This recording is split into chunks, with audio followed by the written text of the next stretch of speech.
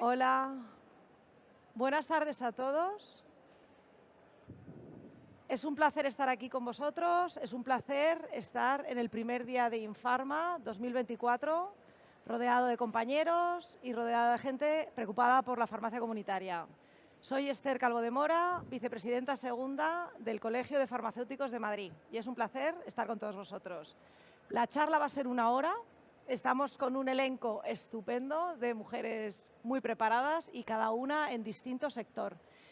Vamos a estar 1 hora, yo voy a hacer una breve introducción, luego paso la palabra a Pilar, que va a ser la moderadora, y vamos a intercambiar distintas preguntas a los distintos ponentes.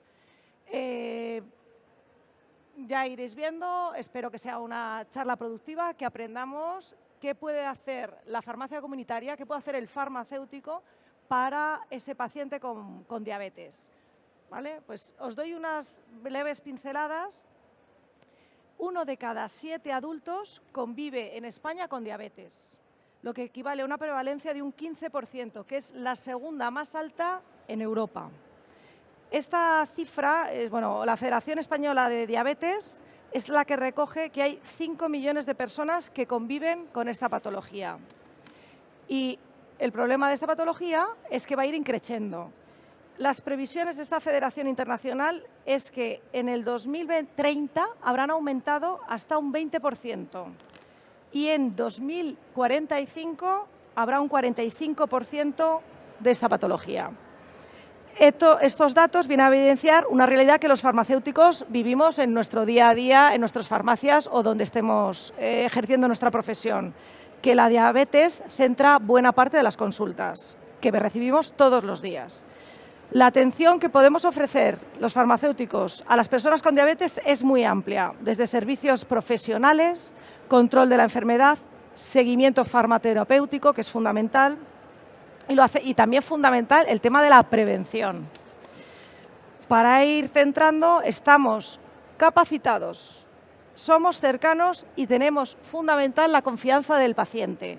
Por lo tanto, estos 3 elementos nos hacen y nos convierten en un agente sanitario clave dentro del equipo asistencial, porque compartimos y tendremos que trabajar en equipo con el resto de profesionales sanitarios, enfermeros, médicos, y cuanta mayor colaboración haya entre todos, mejor será para el paciente. La encargada de moderar esta mesa, como he dicho, es Pilar Martínez Jimeno. Paso ya a introducir a cada persona, que es presidenta de la Asociación Diabetes Madrid. Y esta institución está de enhorabuena porque este año celebra además su 50 aniversario. Pilar además es patrono de la Fundación UMAS y representante del Foro Español de Pacientes. Junto con Pilar tenemos 4 superponentes. En primer lugar, Ana Molinero es doctora en farmacia y especialista en análisis clínicos.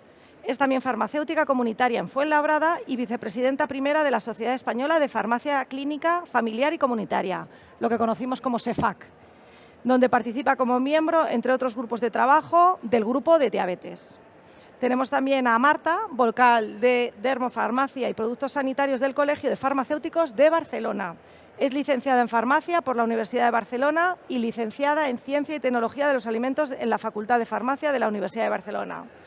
También contamos con gran alegría con Elena Palau Roy, farmacéutica comunitaria, máster en Dirección de Oficina de Farmacia, máster de Ortopedia para Farmacéuticos, delegada de Farmacias en Hospitalet de Llobregat y vocal de Ortopedia del Colegio Oficial de Farmacéuticos de Barcelona.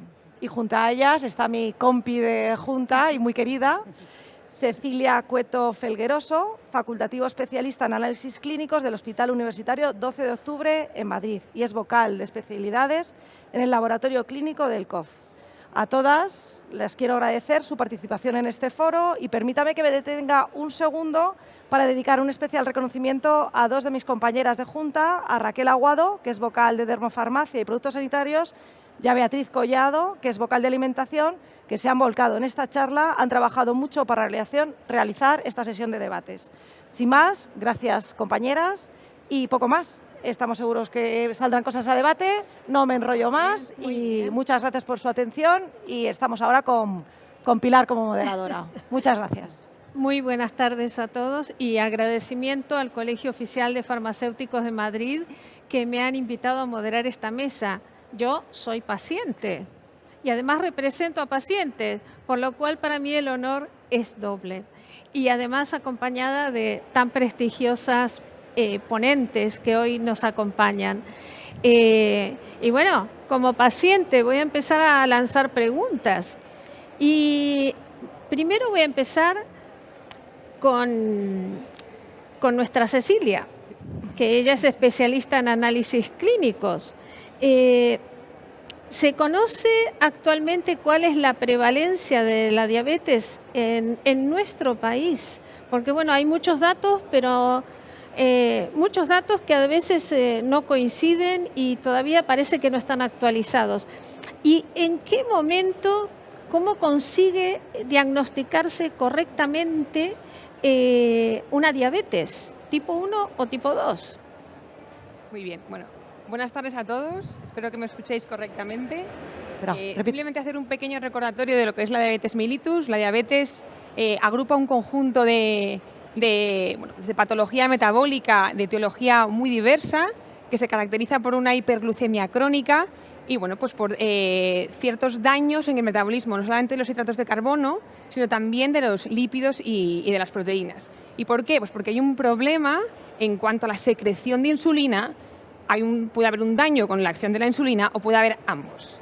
Hay dos tipos principales de diabetes mellitus. Es verdad que hay algunos otros tipos que parece que siempre se nos olvidan, pero a grandes rasgos hay dos. La diabetes mellitus tipo 1, que se debe a una destrucción casi siempre inmunitaria de las células beta del páncreas, y tenemos la diabetes mellitus tipo 2, que combina cierta resistencia a la insulina con cierta destrucción de estas células beta del páncreas. En cuanto a la prevalencia que me pregunta Pilar, bueno, pues a nivel mundial hay una prevalencia importantísima. Se estima que aproximadamente hay unos 537 millones de personas que viven con diabetes y, como comentaba antes Esther, esto va increciendo. Parece que dentro de unos 6 años, en 2030, habrá aproximadamente unos 640 millones de personas con diabetes y en 2045 casi unos 800 millones de personas. En España hay 5 millones de personas adultos que viven con diabetes, pero también es importante que conozcamos que hay muchas personas que tienen glucemia basal alterada o intolerancia a la glucosa, ¿vale? Luego hablaremos de este tema. En cuanto a síntomas, por repasar rápido, 4 Ps, polifagia, polidipsia y pérdida de peso. Y en cuanto a las complicaciones, bueno, hay complicaciones más agudas, cetoacidosis diabética y coma hiperosmolar, que son muy agudas, que requieren en ocasiones incluso ingreso en UCI. Y luego hay ciertas complicaciones más crónicas, unas respecto a microvasculatura, como son nefropatía, neuropatía y retinopatía. Y luego hay unas complicaciones importantes en cuanto a macrovasculatura, y es que tenemos mucho riesgo cardiovascular. Los pacientes con diabetes tienen 3-4 veces más riesgo cardiovascular que una persona sana, sobre todo de sufrir un síndrome coronario agudo, ¿vale? Entonces, estos datos son bastante apabullantes, bastante abrumadores. Es un problema de salud pública a nivel mundial en cuanto a mucha prevalencia, mucha mortalidad y, importante, hay muchas personas que viven con diabetes y no lo saben. Entonces, hay cierto infradiagnóstico, hay que dedicar muchos recursos a cierta prevención y al diagnóstico, y ahí vamos. Desde los laboratorios clínicos, donde yo trabajo, en el caso del Hospital 12 de Octubre, tenemos ciertas pruebas para poder diagnosticar la diabetes, que algunas son súper conocidas, pero otras quizá no tanto, y las voy a resumir en 3 principalmente. Tenemos la glucemia capilar o glucemia en ayunas, que conocemos casi todos. Nos podemos pinchar el dedo y hacernos una glucosa ahora mismo cualquiera de nosotros. Esa glucemia nos puede llegar a diagnosticar una diabetes. Si tenemos una glucemia por encima de 126 durante 2 veces consecutivas, podríamos llegar a diagnosticar una diabetes. Luego hay otra prueba que se llama sobrecarga oral de glucosa. Aquellas mujeres que son madres habrán sufrido la sobrecarga oral de glucosa de 50 gramos, incluso de 100. Pero para pacientes con diabetes también hay este tipo de pruebas, que es una sobrecarga oral de glucosa de 75 gramos. Y lo que ocurre es, hacemos una medición de la glucosa 2 horas después de que el paciente haya ingerido 75 gramos de glucosa. Es para ver cómo el paciente consigue metabolizar esta glucosa. Si la metabolizamos correctamente, esta glucosa tiene que estar por debajo de 140, y si la metabolizamos regular y está por encima de 200, podríamos llegar a diagnosticar una diabetes. Y luego, por último, tenemos la hemoglobina glicada o hemoglobina glicosilada, que estoy seguro de que muchos la conocéis. Hoy en día es el gold estándar y explicaré por qué. La hemoglobina es súper conocida, es de las principales proteínas del plasma, transporta oxígeno del pulmón a los tejidos, pero no mucha gente sabe que cierto porcentaje de nuestra hemoglobina está unido a glucosa. Aproximadamente un 5% de nuestra hemoglobina tiene unido de forma covalente e irreversible glucosa. Se une a la glucosa y no se separa nunca más. ¿Vale? Entonces, pacientes sanos, que no tenemos diabetes, tenemos aproximadamente un 5% de nuestra hemoglobina unida a glucosa. Bien. ¿Qué ocurre en pacientes diabéticos, sobre todo mal controlados? Que, como decíamos al principio, hacen mucha hiperglucemia, cierta hiperglucemia crónica. ¿Qué pasa con la glucemia? Como está elevada mucho tiempo, entra mucha glucosa en los hematíes y se une más glucosa a los hematíes que un 5%, ¿vale? Entonces, los pacientes que tienen esas hiperglucemias no controladas, pacientes diabéticos, tienen las hemoglobinas glicosiladas por encima aproximadamente de un 6,5%. Si tenemos una hemoglobina glicada por encima de 6,5, podemos diagnosticar a un paciente de diabetes, ¿vale? Entonces, estas son las principales pruebas más importantes. Las realizamos normalmente en los laboratorios clínicos con métodos gold estándar, como puede ser inmunoanálisis o puede ser HPLC, pero también conoceréis que hay equipos pequeños, portátiles, en los que podemos realizar sobre todo glucemias capilares y hemoglobina glicosilada. ¿Qué es lo interesante de las pruebas de laboratorio? Porque clasifica muy bien a los pacientes. Podemos clasificar a pacientes sanos, podemos clasificar a pacientes enfermos, pero tenemos un limbo importante entre medias de pacientes que se quedan ni para un lado ni para otro. Y esos pacientes son importantes. Son pacientes que pueden llegar a tener un riesgo, a hacer un debut diabético dentro de pocos años y pues pueden estar en un papel que denominamos prediabetes ahora mismo. Y a ver, llegando a este punto, desde las farmacias, ¿se puede hacer algún tipo de cribado de la población? Hemos hecho desde Diabetes Madrid con el Colegio Oficial de Farmacéuticos y muchas farmacias campañas de detección precoz, ¿no? Y salen unos resultados asombrosos. ¿Se puede hacer, es fácil para los farmacéuticos poder hacer este tipo de cribaje? O sea, es verdad que pues hay ciertas asociaciones que plantean ciertos cribados. Pues plantean, por ejemplo, la Asociación Americana plantea un cribado a partir de los 45 años cada 3 años. Si has tenido diabetes gestacional, te plantean que te controlen tu posible diabetes aproximadamente cada 3 años. Pacientes que sean obesos o que tengan un índice de masa corporal por encima de 25, también se plantea que cada año tengamos que hacer, tenemos que controlar o hacer un cierto cribado. Y a personas que ya se les ha diagnosticado una prediabetes, se les puede llevar a cabo pues un control más exhaustivo. Sé que Ana Molinero, a través de CEFAC, antes lo comentábamos, conocí bien ciertos programas de cribado que se han llevado a cabo en diferentes farmacias comunitarias. No sé si quieres aportar algo en ese sentido. Sí, comentar que nosotros desde CEFAC llevamos desde el año 2013 haciendo primero una detección de riesgo de padecer diabetes, y en función de los valores se hace un test de Finrix, y en función de los valores que salgan, aquellas personas que tienen el riesgo elevado se les puede realizar o bien una glucemia basal, que no sería lo más ideal, sino hacer una hemoglobina glicada, como decía Cecilia hace un momento. Entonces, en función de esos valores, pues ya derivamos al médico o no derivamos al médico, o instamos a repetir la prueba en un tiempo. Y la verdad es que los datos son, los tengo aquí, y es verdad que desde el año 2013 hasta el 2023 hemos hecho cribados a 13.000 pacientes, que creo que está bastante bien, y fijaros que hay un 3,5% con riesgo, simplemente con riesgo muy alto. Y esos pacientes que tienen el riesgo muy alto ya son diabéticos, o sea, ya no hay más. Los hemos derivado al médico y el médico ha diagnosticado, con lo cual creo que es muy importante desde las farmacias ese papel que tenemos en poder realizar cribados poblacionales o bien ocasionales. Sí, desde luego que sí. Además, por la cercanía que tenéis con todas las personas, los ciudadanos, especialmente en las farmacias locales, se puede detectar perfectamente, solo a simple vista, quién puede ser una persona candidata a ser diagnosticada con diabetes, ¿no? Por su historia familiar, por todo lo que habéis explicado. Eso es. ¿Y qué papel fundamental podría realizar las oficinas de farmacia en el diagnóstico, en el seguimiento, en la monitorización y en la prevención de la diabetes y prediabetes? Pues yo soy súper partidaria de que la farmacia comunitaria entre a formar parte de, bueno, pues de todo este proceso, sobre todo de seguimiento y monitorización del tratamiento del paciente diabético.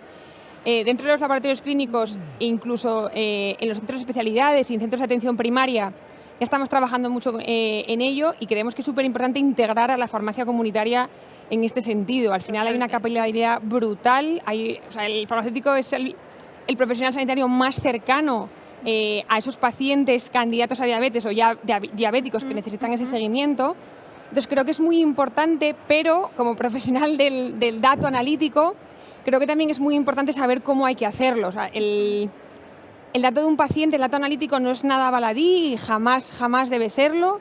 Hay que tratar el dato de manera súper exquisita y súper exhaustiva y para ello, cada vez que hagamos una prueba de laboratorio, tenemos que seguir el proceso analítico al completo. Tenemos que hacer una fase preanalítica, una fase analítica y una fase post completamente exhaustiva, detallada. Es muy importante que sepamos con qué tipo de muestra trabajamos, que indiquemos al paciente qué tipo de prueba se va a llevar a cabo, que llevemos a cabo una identificación del paciente y del operador, que trabajemos con controles de calidad internos y externos para poder garantizar la calidad del dato. Y ya si hablamos de una farmacia ideal, que yo apuesto por ello y bueno, pues haré todo lo posible, así como hago con los centros de salud, para mí sería súper importante tener conectado el dato de ese pequeño equipo a la historia clínica electrónica a la historia clínica electrónica del paciente. Sé que es algo súper ideal, pero aquí pone farmacia a la vanguardia, punto farmacia a la vanguardia. Mi apuesta es conectemos los equipos a la historia clínica electrónica de los pacientes para que ese dato cuente. Totalmente de acuerdo.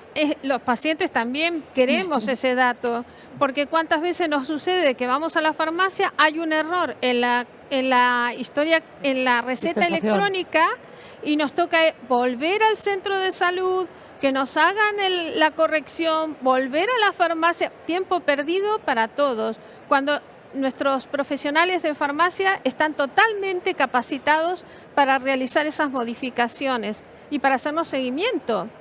Y bueno, Ana, voy a tocar un tema muy importante, que es la alimentación. Es parte de la gestión correcta de la diabetes. ¿Qué pasa? ¿Cómo puede ayudar el farmacéutico a educar a las personas en una correcta alimentación, especialmente a las personas con diabetes tipo 2, que es la más silenciosa, es la que todos dicen, ay, solo tengo un poquito de azúcar? Mentira. Soy un poquito diabético. Soy un poquito, tengo un poquito nada más. Cuéntanos.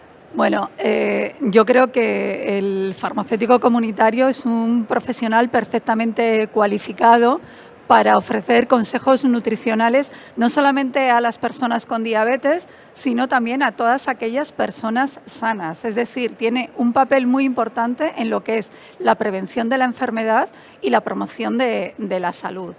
El dar consejos de dietas saludables creo que es un papel fundamental que tenemos que hacer todos los farmacéuticos en la farmacia comunitaria. El hablar, por ejemplo, a personas jóvenes que para evitar enfermedad pueden hacer una dieta mediterránea que todos conocemos, que es estupenda, que por cierto cada vez en España está más en desuso. Creo que eso tenemos que hacérnoslo ver y que además con respecto a la diabetes es la que más estudios científicos tiene con respecto a la prevención de eventos cardiovasculares en esas personas con diabetes. Entonces, en población sana, pero luego, ¿qué pasa cuando llega un paciente que le acaban de diagnosticar que tiene una diabetes? El paciente sufre un shock en el momento en el que le dicen usted es una persona con diabetes y viene a la farmacia totalmente preocupado. Y nosotros tenemos que tranquilizarle, pero no solamente tranquilizarle con el tema de la enfermedad, que por supuesto hay que hacerlo. Tenemos que hacer algo muy importante y es que se mentalicen, que interioricen que la dieta, una alimentación saludable más que una dieta, una alimentación saludable seguida de ejercicio es lo mejor que van a tener. De hecho, la Asociación Americana de Diabetes, que todos los años a primeros de año nos da una serie de consejos sobre lo que hay que hacer con los tratamientos, con los estilos de vida saludables, con las personas que tienen luego hipertensión, ahí siempre hace unas recomendaciones y lo fundamental es siempre alimentación y ejercicio. ¿Qué ocurre? Bueno, me vais a decir, bueno, estos son los americanos, pero no es que sean los americanos. Es que esto traducido a nuestro país, hay una red, que es la red GEDAPS, que es la que engloba a todas las personas que están interesadas en el tratamiento de la diabetes o en evitar que esa diabetes progrese en un futuro. Todos los años también nos da unas recomendaciones. Ellos hacen unos algoritmos todos los años en los cuales estos algoritmos es, como una elipse en la cual, por un lado, hay algo que engloba a todos los tipos de personas con diabetes, pero lo fundamental en todos es la alimentación y la dieta, independientemente de su condición clínica, que puedan tener una cardiopatía, que puedan tener sobrepeso, que puedan tener obesidad, que sean enfermos renales, cualquier tipo o incluso de cualquier nivel de glucemia que tengan. Habla también de las diferentes grupos en los cuales la hemoglobina glicada pueda estar incluida. En todos, eso está bajo el paraguas de la dieta, una dieta saludable y el ejercicio. Además, esta red GEDAPS también nos da otro algoritmo, también en forma con una elipse, en la cual, independientemente de que no haya ninguna comorbilidad o que exista alguna comorbilidad, hay que tener en cuenta lo que ellos dicen, el estilo de vida mediterráneo, es decir, la dieta mediterránea. ¿Y cuál es la primera recomendación que nos hacen? Pues que tenemos que pasar un cuestionario que es facilísimo de pasar, que es el cuestionario Predimed, que seguramente lo habréis visto, lo habréis tenido alguna vez. ¿Qué es lo que hacemos desde las farmacias comunitarias? Bueno, pues en ese momento que el paciente ha debutado con la diabetes, no vamos a estar, por supuesto, en el mostrador atendiendo a esa persona, no le llevamos a una zona separada, lo que llamamos la zona de atención farmacéutica, y ahí nos sentamos con él. Y hablamos de qué alimentación tienen que utilizar. Les pasamos el Predimed y, por supuesto, en función de lo que nos salga, aquí le preguntamos pues, si toman frutas, si toman verduras, si beben vino, si beben agua. Son 14 preguntas. Yo, si queréis, luego lo pasamos, no vamos a estar con ello. En función del resultado, lo que tenemos que hacer es adecuar esos consejos nutricionales que le vayamos a dar en función de cada persona. Porque si la persona, por ejemplo, nunca ha comido en su vida espaguetis y no le gustan, por mucho que nos empeñemos en que tiene que tomar espaguetis en su dieta, no lo va a hacer. Entonces, hay que manejarnos con ellos. ¿Cuáles son los objetivos? Los objetivos es, bueno, la pérdida de peso funciona fenomenal para la diabetes, un 5 o 7% baja los valores glucémicos. Tenemos que adaptar esa dieta a los objetivos individualizados para que consigan esos objetivos glucémicos pactados con el médico y prevenir las complicaciones de la diabetes. Importante, no hay recomendaciones como hace unos años de tienes que tomar un tanto por ciento de hidratos de carbono, un tanto por ciento de grasas, un tanto por ciento de proteínas. No, todo es individualizado, siempre evitando alimentos que tengan un índice glucémico muy alto y siguiendo nuestra dieta mediterránea. Pues voy a comer frutas, voy a comer verduras, voy a beber agua, voy a comer carnes que no sean carnes grasas. Importantísimo, importantísimo, nuestro aceite de oliva. Eso es fundamental en la dieta mediterránea. Pues vamos a tirar del aceite de oliva, vamos a evitar las grasas poliinsaturadas, vamos a hacer ejercicio también. Los alimentos que sean desnatados, que sean mejor alimentos, los hidratos de carbono que sean mejor integrales. Consumo de fibra, esa sí que es una recomendación. una recomendación entre 25 y 30 gramos al día. Por supuesto, evitar el alcohol, evitar el fumar y bueno, hacer un seguimiento, por supuesto, desde la farmacia, pues cada 3 meses de cómo va ese paciente, cómo está consiguiendo sus objetivos y, por supuesto, en qué le podemos ayudar. Ana, hay un tema que realmente nos preocupa desde las asociaciones de pacientes y a la sociedad también, ¿no? ¿Qué pasa con las personas mayores, las personas frágiles, las personas que viven en soledad, que no tienen recursos económicos para comprar una dieta equilibrada? ¿Cómo podemos ayudarlas desde la farmacia? Porque es un tema muy importante. Es importantísimo porque además nosotros a estos pacientes los vemos prácticamente todos los meses, una vez, cuando no los vemos 3 o 4 veces.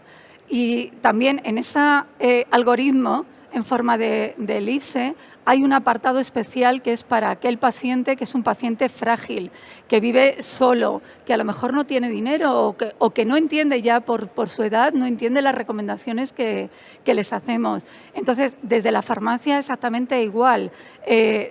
Las recomendaciones que nos da tanto la ADA como la REGEDAPS es lo primero comprobar cuál es el estado nutricional que tiene ese paciente y para eso también tenemos una herramienta muy fácil de pasar, que es el NMA, que es para comprobar el estado nutricional. Se puede utilizar o bien para un cribado con unas 14 preguntas o bien para comprobar el estado nutricional completo. Aquí igual les preguntamos si viven solos, si han perdido peso recientemente, si tienen problemas para comer, si tienen problemas para levantarse de la cama, si consumen frutas, si consumen verduras, si tienen otras enfermedades. Y en función de todo eso y de los valores que nos den, por supuesto, hay valores cuando ya vemos que están en un estado de desnutrición total este paciente, tenemos que remitir al médico. Pero hay otras personas en las cuales podemos nosotros ayudarles desde la farmacia. Pues bueno, a que sea comprensible lo que les estamos explicando. También sí, la importancia de la adherencia a los tratamientos. Claro. Cumplís un papel muy importante. Claro, pero adherencia también, el tratamiento, la dieta, la alimentación es también un tratamiento. Claro. Entonces, claro. Es fundamental que nosotros estemos ahí, que les ayudemos con todo. Y luego pensar también, hablamos ahora mismo de dieta mediterránea, he hablado antes del aceite de oliva, la fruta, la verdura, pero no sé cuántos hacéis la compra vosotros aquí. Pensar lo que valen ahora mismo estos alimentos. Muchas veces, a lo mejor ni siquiera pueden utilizarlos. Entonces, es importante también que estemos pendientes de que estas personas, si necesitan alimentos nutricionales, les podamos ofrecer o derivar al médico a que les pongan. Tenemos que tener muy presente, además, que tenemos que controlar que los pacientes no tienen carencias de vitamina B12, que no tienen carencias de vitamina D tampoco. Y eso lo vemos nosotros con su alimentación. Sí, y cuando el paciente ha sido remitido al médico y ya está en estado de desnutrición, es muy importante también, cuando les mandan un suplemento nutricional, explicarles que eso sí, es un alimento, pero que es parte de su tratamiento, que tienen que ser adherentes al tratamiento. Muy bien. Y bueno, también en la farmacia podemos tirar de un test, también vais a decir, esta mujer es la de los test. Sí, pero es que son tres test los que vamos a utilizar y vamos a mejorar muchísimo la vida de nuestros pacientes. Es un test con preguntas para ver si el paciente tiene una sarcopenia o no la tiene, o tiene un riesgo de padecerla. En ese caso, derivaremos al médico. Muy bien. Bueno, muchas gracias. Ya he hablado mucho. Muy claro. Y ahora voy a seguir con otro tema importante para las personas con diabetes y un tema muy delicado, Marta. ¿Por qué es importante que la persona con diabetes cuide su piel y cuide sus pies? Importante, el pie diabético, algo que realmente es un fantasma que nos acompaña toda la vida. Y el cuidado de la piel es muy importante y tú en eso eres especialista. Bueno, pues principalmente lo que conviene en el paciente diabético va a ser evitar la sequedad cutánea que la enfermedad nos va a predisponer a que suceda. Y sobre todo, pues evitar que esa sequedad se dé para evitar que se produzca esta complicación tan indeseada como es el pie diabético, que llegará después de muchas otras cosas, ¿no? Pero que también con la sequedad pues se va a ver agravado. Entonces, ¿qué es lo que sucede en una piel pues seca o una piel xerótica? Todos lo sabéis, ¿no? La xerosis al final no es una sintomatología exclusiva de la diabetes, sino que todos vosotros podéis tener pues piel seca en algún momento de vuestra vida. Y en el caso del paciente diabético, lo que sucede es que con esos niveles elevados de glucosa en sangre y también toda esta patología, ¿no?, que también nos ha explicado un poco Cecilia, de toda la neuropatía, los problemas circulatorios, pues tenemos aquí una piel a la cual le va a llegar menos aporte de sustancias nutrientes y por lo tanto va a ser una piel que va a tener menos sustancias hidrolipídicas y esto va a repercutir en lo que es la famosa barrera cutánea. Esa barrera cutánea del paciente diabético va a estar pues no tan bien, ¿no?, como la de un paciente normal. Y esto hace pues que el agua que nosotros tenemos en la epidermis se evapore, que es lo que se denomina la pérdida de agua transepidérmica, que en este tipo de pacientes va a estar aumentada.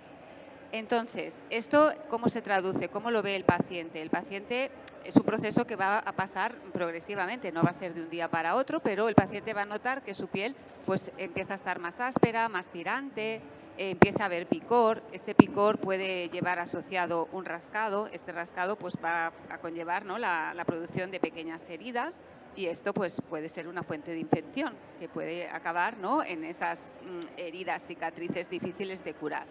Además, también sucede, ¿no?, que el paciente diabético suelen ser personas pues que, como es un tratamiento crónico, al final son personas mayores y en ellas todo lo que son los procesos de reparación de la piel van a estar enlentecidos, o sea, es un proceso fisiológico, ¿no? Todos, por hacernos mayor, nuestra piel se repara peor. En consecuencia, en estos pacientes estas pequeñas heridas no van a repararse bien y además pues todo el tema de circulatorio, que también en el paciente diabético está muy afectada, sobre todo en las zonas de las neuropatías. Pues ahí Sí. pues eso va a evitar, ¿no?, que esa herida se regenere por sí sola y va a dar lugar a complicaciones que en los casos pues más graves pues serán úlceras de difícil tratamiento o bien pues llegaremos al temido pie diabético, ¿no? Por eso desde la oficina de farmacia yo creo que es muy importante que desde el minuto cero del diagnóstico se le explique al paciente la necesidad de cuidar esa piel y bueno, como ha dicho también un poco Ana, ¿no?, la dieta es un tratamiento, pues el cuidado de la piel también lo va a ser porque realmente es importante prevenir que suceda esta pérdida de la función barrera que nos puede después generar otro tipo de consecuencias. Entonces, todos lo sabéis, es un poco bastante habitual, ¿no? ¿Qué es lo que vamos a recomendar? Pues en cuanto a higiene, productos de Sindet, a pH fisiológico, formulados a pH fisiológico, aplicados directamente con la mano, no utilizar esponjas porque van a ser también una fuente de infección.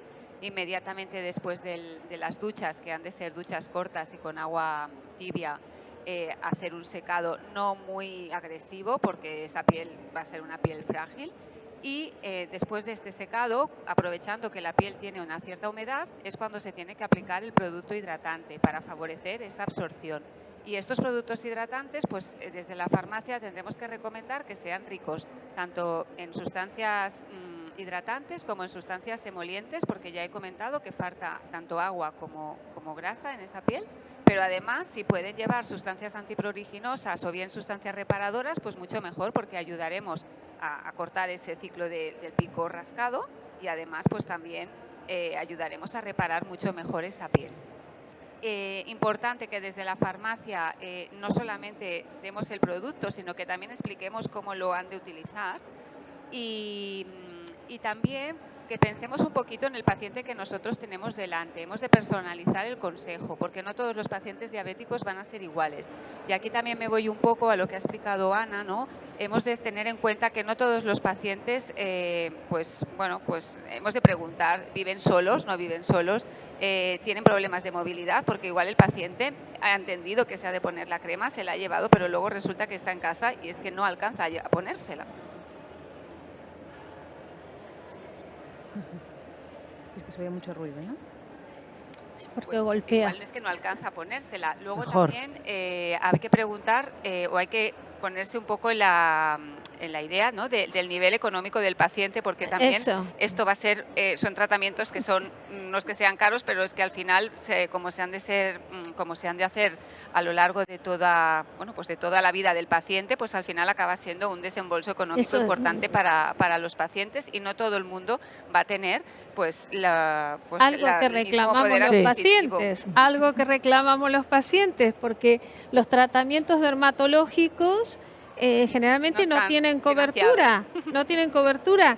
Y realmente si queremos mantener nuestra piel bien cuidada, necesitamos tratamientos que son mínimamente hidratantes, pero tienen un coste económico que no muchas personas lo pueden asumir.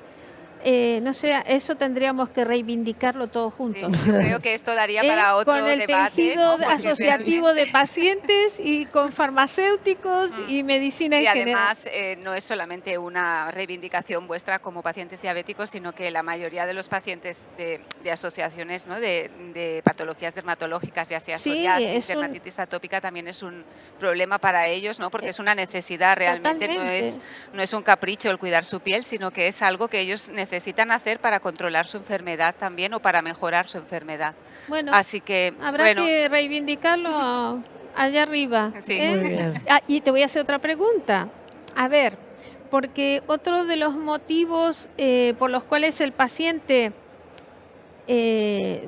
tiene que cuidar su boca, la higiene bucal. ¿Cómo asesoráis desde la farmacia? No sois odontólogos, pero podéis ayudar a los pacientes que tienen problemas bucales. ¿Cómo lo hacéis? En este caso, aquí el principal motivo, ¿no? para aconsejar al paciente que cuide o que vigile, ¿no? su salud bucodental es sobre todo por el hecho de que existe el riesgo de tener una periodontitis, puesto que se ha visto que existe una relación directa entre las dos patologías, tanto la periodontitis como la diabetes. Entonces, la periodontitis es una enfermedad inflamatoria crónica de las encías y de todo el tejido de sustento del diente, que se produce como consecuencia de la acción de bacterias patógenas, y también se ve favorecida pues, por dietas ricas en azúcares, dietas ricas en grasas saturadas, el consumo de tabaco y en este caso pues, por la propia enfermedad, por la diabetes.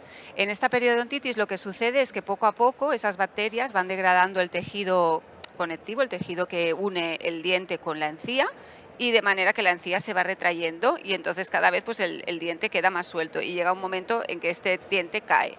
Entonces esto es algo que es irreversible, porque una vez que el tejido se ha dañado ya no se puede recuperar. Lo único que se puede hacer es, si se detecta a tiempo, instaurar un tratamiento y frenarlo, pero ya revertirlo ya no hay marcha atrás. Entonces, en el caso de los pacientes diabéticos, lo que se ha visto es que, se han hecho bastantes estudios al respecto, porque es un tema que ha interesado bastante, la verdad, y se ha visto que existe una relación bidireccional entre las dos patologías. Es decir, que los pacientes diabéticos tienen un mayor riesgo de tener incidencia, de tener una periodontitis, y además si esta se da pues es más grave y progresa más rápido. Y por otra parte también se ha visto que los pacientes con periodontitis tienen un control glucémico peor, tanto si son diabéticos como si no. Es decir, todos nosotros por tener una periodontitis tendríamos un peor control de la glucemia, pero si además es un paciente diabético, pues esto tiene mucho más riesgo de tener complicaciones posteriores. Entonces, por eso es importante, ¿no? que desde la farmacia se dé un consejo, se pregunte, se sea proactivo Y bueno, también hemos de tener en cuenta que además de la periodontitis tenemos el paciente diabético va a tener xerostomía, ¿no? Sequedad también de la mucosa oral producida por la patología o bien por la medicación que toma, que en muchos casos puede producir esta sequedad de la mucosa. Bien. Y también suelen ser a lo mejor pues usuarios de prótesis dentales, que por lo tanto ahí hay un riesgo de herida, ¿no? Y por lo tanto también riesgo de infección. Así que animaros a todos, sobre todo, ¿no? Pues cuando os venga un paciente diabético, preguntarle, pues ya sea cuando viene a buscar medicación o bien cuando viene a hacerse un control de sus niveles de glucemia, pues si realmente se está cuidando su boca, cómo lo está haciendo, y si no es así, pues animarle a hacerlo y explicarle los motivos por los cuales es importante. Y sobre todo, que no se me olvide, recomendar la visita al odontólogo, que es súper importante, igual que también la visita al podólogo, que ya lo explicará luego mi compañera, pero en este caso sí, o sea, es súper necesario que el paciente diabético al menos una vez al año visite al odontólogo, porque es el especialista que le va pues a ver si realmente su boca está bien o no. Y en el caso de que tenga una periodontitis, pues seguramente él ya le indicará a que estas revisiones sean más frecuentes. Muchas gracias.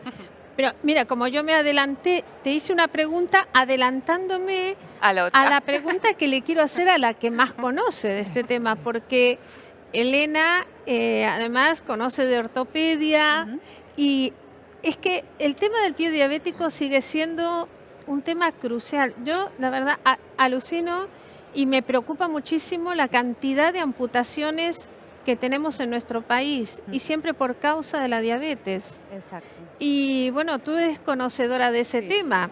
Bueno, a ver. El problema de los pies en la diabetes es realmente muy importante, tanto porque es muy común el problema en los pies como también por la gravedad a la cual pueden llegar.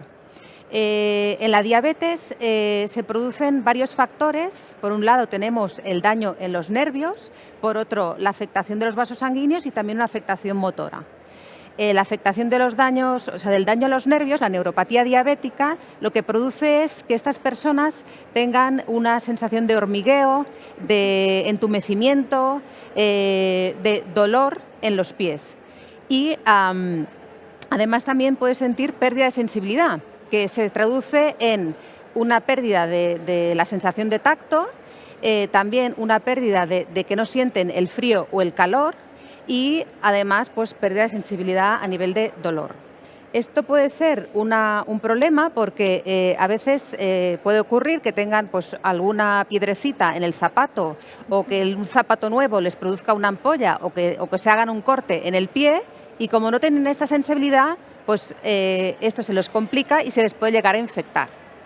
Además, el hecho de que tengan la afectación de los vasos sanguíneos hace que haya un flujo sanguíneo deficiente y entonces también eso produce pues, menos defensas y que se les pueda llegar a complicar esta herida porque no cicatriza y no cura.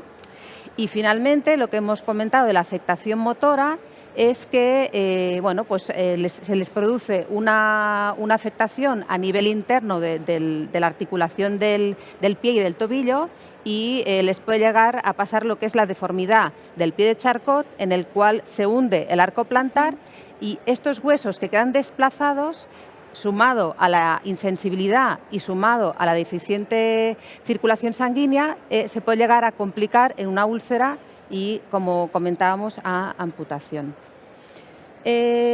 Por todo lo dicho, los efectos sostenidos de la diabetes, de la cronicidad en la diabetes, con la neuropatía diabética, con la insuficiencia vascular, van creando el terreno para la aparición del pie diabético. Si a esto le sumamos las presiones intrínsecas y extrínsecas cuales pueden estar sometidos los pies, pues se crea la tormenta perfecta para que la salud de los pies pueda verse muy agravada en un paciente con diabetes.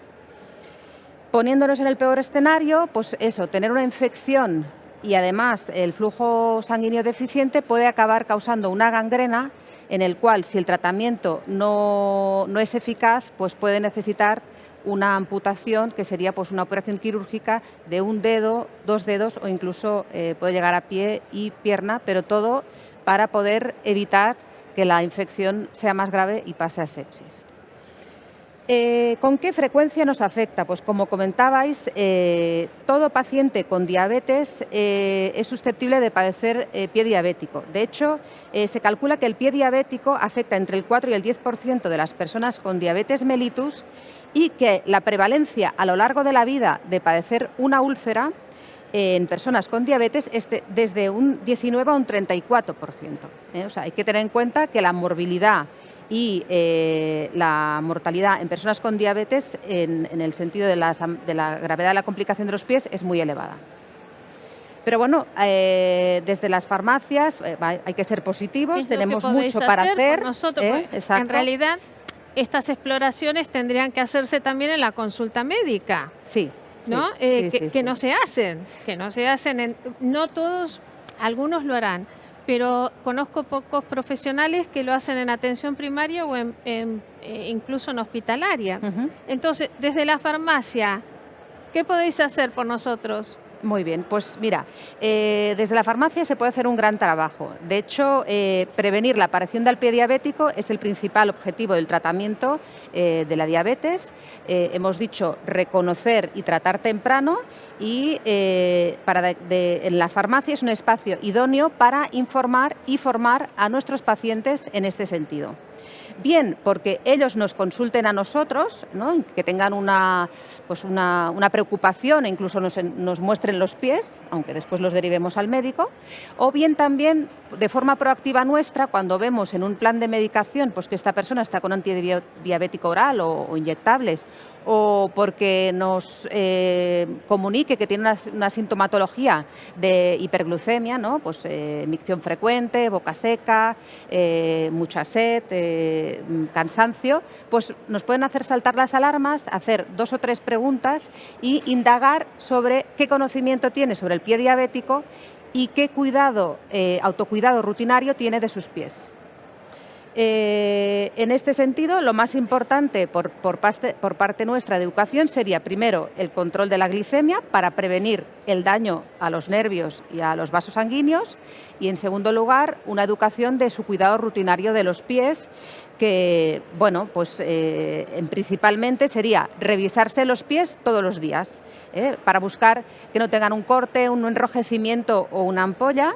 Deben revisarse los pies, ya sea ellos mismos o, si no pueden, pues con la ayuda de otra persona o de un espejo, para revisar siempre la planta de los pies y la base de los dedos de los pies. En segundo lugar, muy importante la higiene, lavarse los pies todos los días con agua y jabón. Eso sí, como tienen afectada la sensación de frío o calor, pues que toquen con la mano primero el agua, que no sea muy caliente y que se puedan quemar.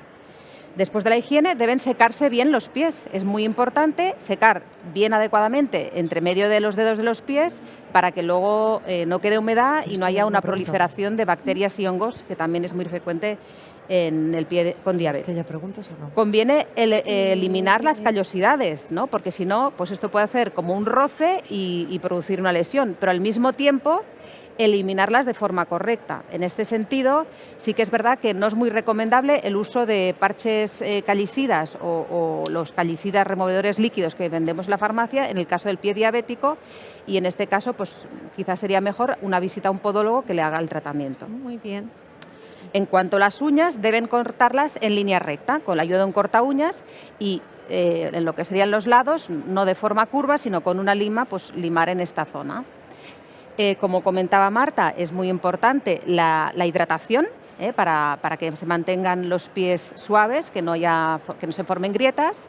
Y después también conviene tener en cuenta lo que es las medias o calcetines, que no sean muy apretados, porque para ellos podría hacer un torniquete o causar lesión, y que el calzado sea ancho, de una horma ancha, para que no les apriete, pero al mismo tiempo una buena sujeción del pie, que no sean zapatos de plataforma, sino con una suela flexible para amortiguar bien las cargas y que sea cómodo y no les produzca lesión. En este sentido, es muy importante cuando se calzan que averigüen que no haya pespuntes, irregularidades o una piedrecita, como comentábamos, en el zapato, porque ellos, al tener poca sensibilidad, podrían no notarlo y que se les produjera una rozadura y una lesión.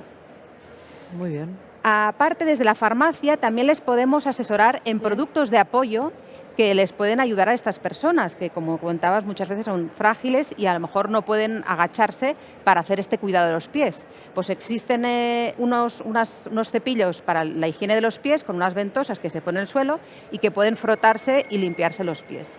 También existen aplicadores de mango largo para aplicarse gel o crema hidratante en los pies. Y, en tercer lugar, también sería recomendable para estas personas el uso de plantillas de descarga, que sean suaves y flexibles para que, pues, si tienen que caminar mucho o estar mucho rato de pie, pues les amortigüe mejor las cargas. Así que es muy importante la indicación sanitaria desde la farmacia. Importantísimo. Sí. Bueno, voy a decir unas palabras yo, como paciente, realmente para la ciudadanía en general, la presencia de los farmacéuticos comunitarios es fundamental. Son nuestros aliados. No tenemos que pedir cita para consultarles nada, siempre están a nuestra disposición, al pie del cañón. Realmente es fácil localizar siempre una farmacia que esté cerca de nuestra casa y además se establece un vínculo casi familiar, porque nos conocen, nos tratan como, nos hacen de psicólogos también. Bueno, cómo atienden a las personas que asisten a cada farmacia. Siempre están dispuestos a resolver todas nuestras dudas. Son proactivos en educación en la salud, como hemos visto. Además, también nos ayudan a resolver situaciones inesperadas, sin necesidad de tener que asistir a urgencias ni al médico de cabecera, siempre están ahí. Yo siempre lo digo, son profesionales claves en nuestra vida. Tenemos que tener siempre un farmacéutico en nuestra vida, o varios, ¿no? En este debate se han analizado las necesidades, las demandas de las personas con diabetes, que siempre las manifestamos cuando nos acercamos a una farmacia comunitaria, y especialmente a las farmacias, como dije, más cercanas a nuestro domicilio, que son las que están ahí siempre. Y por eso se puede influir tanto en la población, en la parte de educación. Nosotros desde Diabetes Madrid favorecemos y sostenemos que la educación también es una clave importante para que la persona con diabetes gestione correctamente su enfermedad. Y esa educación, además de la alimentación, el deporte, la adherencia a los tratamientos, la educación es clave. Y ahí se tiene que establecer un vínculo continuo entre los profesionales farmacéuticos y el tejido asociativo de pacientes. Y no solo hablo de la diabetes, de otras patologías también, porque el tejido asociativo de pacientes estamos para acompañar en el proceso asistencial, continuar con la educación que se ofrecen en cada una de nuestras sedes. Y cada uno de vosotros, como farmacéuticos, seguro que tenéis una asociación de referencia con la que podéis contar. Nosotros realmente agradecemos siempre esa participación, esas campañas que organizamos con el Colegio Oficial de Farmacéuticos, todas las farmacias que colaboran con nosotros, porque estamos ahí. Somos organizaciones sin ánimo de lucro, voluntarios totales, yo soy una voluntaria, pero lo hacemos con pasión y con dedicación, por lo cual siempre a vuestro servicio, en lo que haga falta. Y bueno, nosotros al vuestro. Por supuesto. Y nosotros al vuestro. Claro, de eso se trata. Es importante el abordaje de acciones conjuntas que deberíamos implementar para reducir el posible impacto de la diabetes en el individuo y evitar la aparición de complicaciones. Pensar que la educación sería el freno y la prevención sería el freno de que la diabetes siga avanzando. Pero es un trabajo que tenemos que hacer entre todos. Muchas gracias, ponentes maravillosas, mujeres divinas. Y gracias, Esther. Nada, fenomenal. Pues nada, simplemente unas conclusiones. La verdad es que vamos fenomenal de hora. 3 minutitos más, digo unas conclusiones y la verdad es que muchas gracias a todas porque cada una la podemos aportar desde nutrición, ortopedia, derma, análisis, pacientes, la visión de pacientes que siempre está al lado también del farmacéutico, hay una estrecha colaboración. ¡Qué alegría! Que desde la farmacia comunitaria podamos enfocar desde varias ramas y el siguiente paciente diabético podamos encauzarle y nos acordemos diciendo, puedo trabajar esto, puedo ayudarle de esta manera, porque farmacéuticos somos importante nuestra formación, todo lo que podamos dar a nuestra sociedad y que no se nos olvide que somos también un agente social súper importante. Os voy a decir las 8 conclusiones que habréis cogido vosotras más, pero 8 puntos para que tengáis un poco en mente dependiendo de cada una de nosotras. El diagnóstico y el seguimiento analítico actual del paciente diabético se realiza en los laboratorios clínicos a partir de pruebas como la glucosa plasmática en ayunas, la sobrecarga oral de glucosa o la hemoglobina glicosilada. La oficina farmacia comunitaria, podría tener un papel clave en el seguimiento, monitorización y prevención de la diabetes si contara con recursos y normativa vigente para que permitieran la emisión e información de los resultados fiables, de calidad y conectables a través de equipos a la cabecera del paciente. O sea, interrelación de la información. El farmacéutico, tercera conclusión, el farmacéutico comunitario es un profesional sanitario capacitado para realizar asesoramiento nutricional antes del debut de la diabetes de tipo 2 y durante todo el transcurso. Estamos en el pre, durante y en el post. Cuarta, además, en el caso de los pacientes frágiles, por su cercanía y sobre todo por sus conocimientos, el farmacéutico puede detectar a aquellos en riesgo de desnutrición y además más ahora que estamos con el tema de la soledad no deseada. Mucho ojo con esos pacientes, frágiles. Y intentar evitar esa desnutrición antes de que llegue a aparecer y solventarla cuando ha aparecido. Tanto en el cuidado de la piel como en la salud bucodental o periodontal deben de ser parte integrante en el manejo de la diabetes. Podemos ayudar mucho a ese paciente diabético para preguntarle por esa salud bucodental. Es necesario que el farmacéutico, como profesional de la salud, informe a los pacientes sobre los beneficios del cuidado de la piel y de la buena salud oral en relación con su diabetes. Y 2 últimas para terminar. Una de las complicaciones más invalidantes de la diabetes es la úlcera de pie, en cuya prevención, diagnóstico precoz y abordaje, el farmacéutico es pieza clave para hacer llegar a los pacientes la información necesaria sobre el autocuidado del pie y las herramientas de ayuda que hay y ortopedia que hay y tenemos disponibles en las farmacias. Tenemos que trabajar entre todos los niveles asistenciales para poner al paciente en el foco y trabajar más a mano con asociaciones de pacientes, en este caso es de diabetes, pero tenemos muchas asociaciones de pacientes que pueden informarnos y que podemos dar visibilidad a nosotros, a los pacientes, para ayudarles para tener esa estrategia global, paciente, farmacia y las distintas entidades y asociaciones que hay. Bueno, ha sido un placer, muchísimas gracias a toda la mesa, gracias a todos vosotros por la asistencia. Esperamos que en esta horita rápida hayáis podido aprender y hayáis podido ver un poco la actualidad del paciente con diabetes. Muchas gracias, os seguimos esperando en un montón de cosas que tenemos de Infarma y un placer y que pasemos todos buena tarde. Muchas gracias. Muy bien.